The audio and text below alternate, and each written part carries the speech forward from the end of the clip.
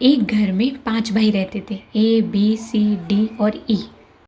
अगर ए अंगूर खा रहा था, बी बैडमिंटन खेल रहा था, सी कार धो रहा था, डी डॉग के साथ खेल रहा था, तो बताओ ई क्या कर रहा था? है ना मज़ेदार क्वेश्चन। चलो अब जल्दी से आंसर बताओ। आंसर नीचे कमेंट में लिखो। अगर आंसर नहीं पता है तो कोई बात नहीं, वीडियो को लास्ट तक देखो। हेलो दोस्तों, राधे राधे। आज हम फिर लेके आए हैं आपके लिए एक मज़ेदार स्टोरी। तो चलिए सुनते हैं। एक बार एक व्यापारी पूरी तरह से कर्ज में डूब गया था और उसका बिजनेस भी बंद होने की कगार पे था।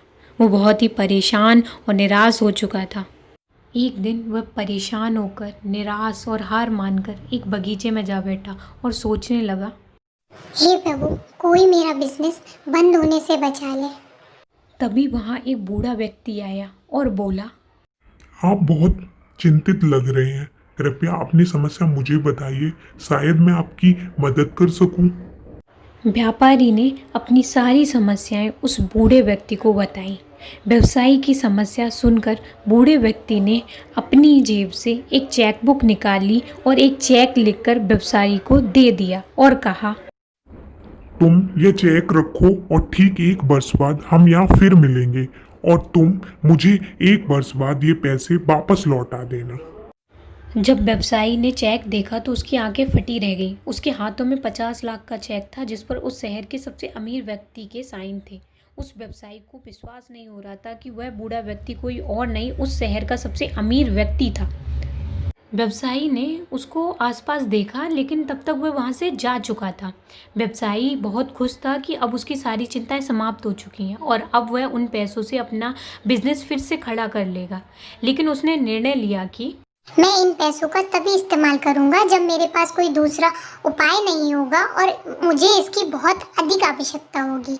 व्यवसायी की निराशा और चिंताएं अब दूर हो चुकी थीं, क्योंकि अब वह निडर होकर अपने व्यवसाय में आत्मविश्वास के साथ काम करने लगा था। उसके पास तो 50 लाख रुपए का चेक था जो ज़रूरत पड़ने पर उसे काम आ सकता था। उसने कुछ ही महीनों में व्यापारियों के साथ भी अच्छे समझौते कर लिए और धीरे धीरे उसका बिजनेस फिर से अच्छा चलने लगा और उसने उस चेक का इस्तेमाल किए बिना ही अपना सारा कर्जा चुका दिया।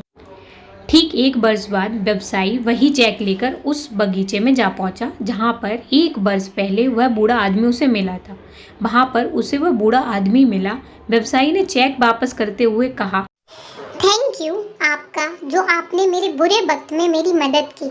आपकी इस चेक ने मुझे इतनी हिम्मत दी कि मेरा बिजनेस फिर से खड़ा हो गया और मुझे इस चेक का उपयोग भी करने की जरूरत नहीं पड़ी। वह अपनी बात पूरी करता तभी वहां पर पास ही के पागलखाने के कुछ कर्मचारी आ पहुंचे और उस बूढ़े आदमी को पकड़कर पागलखाने ले जाने लगे। यह देखकर बिजनेसमैन ने कहा, यह आप क्या कर रहे हैं? आप जानते हैं कौन है?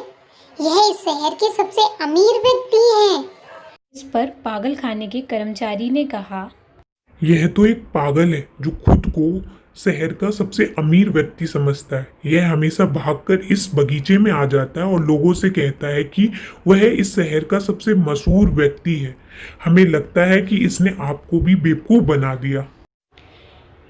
ये सब बातें सुनकर वो बिजनेसमैन एकदम सुन्न हो गया। उसे यकीन नहीं हो पा रहा था कि वह व्यक्ति कोई मशहूर आदमी नहीं था और 1 वर्ष से जिस चेक के दम पर वह आराम से अपने बिजनेस में जो जोखिम उठा रहा था वो सब नकली था। वह काफ़ी देर सोचता रहा, फिर उसे समझ में आया कि ये पैसा नहीं था जिसके दम पर मैं अपना बिजनेस वापस से खड़ा कर पाया, बल्कि वह तो मेरी ही निडरता और आत्मविश्वास था जो कि मेरे ही भीतर था। दोस्तों, इस कहानी से हमें यही सीखने को मिलता है कि हमें अपने आप पर विश्वास रखना चाहिए और कभी भी हार नहीं माननी चाहिए। Believe in your self and never gives up. I hope आप लोगों ने आज के क्वेश्चन का आंसर कमेंट में कर दिया होगा। चलिए देखते हैं कौन कौन सही जाता है। बी बैडमिंटन खेल रहा था।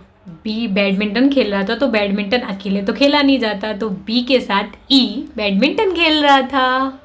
Bye bye. Take care. Be safe.